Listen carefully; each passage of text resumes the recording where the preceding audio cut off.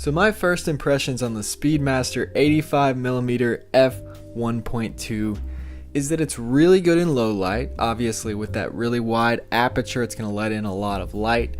It's extremely good at blurring the background or getting that beautiful bokeh that a lot of people are looking for portraits or for video. It's a really sharp lens. At one point in the Digital Rev review, they said that it actually looked sharper than the Canon 85mm f1.2, which is crazy because that's a way more expensive lens. But then they went on to investigate a little more and it wasn't as sharp, but it did have less chromatic aberration. And it is sharp. It seems a little more dull. The colors are a little more muted than my Rokinon 85mm T1.5, which is kind of like an f1.4.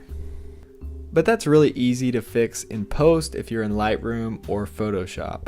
I think this would be a really good lens for experimental photography or videography, working with lens flares. It flares a lot when you put it towards the sun or any light source. You're going to get some kind of lens flare, almost like old film lens, like an FD lens or something like that. A lot of the newer lenses kind of take out a lot of the lens flares, but they can be really cool for experimental use, and they can look really cool in videos.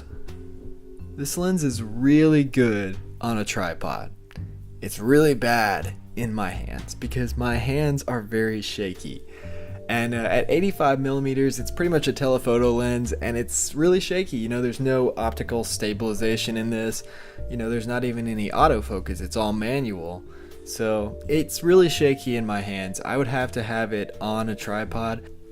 I probably couldn't use this lens on a gimbal because it's really big and really heavy.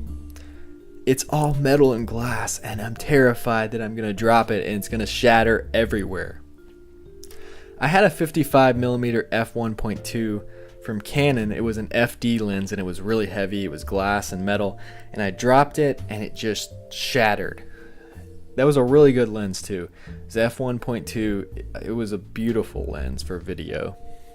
The focus ring is really smooth. It slides really fast and easy. It's really smooth.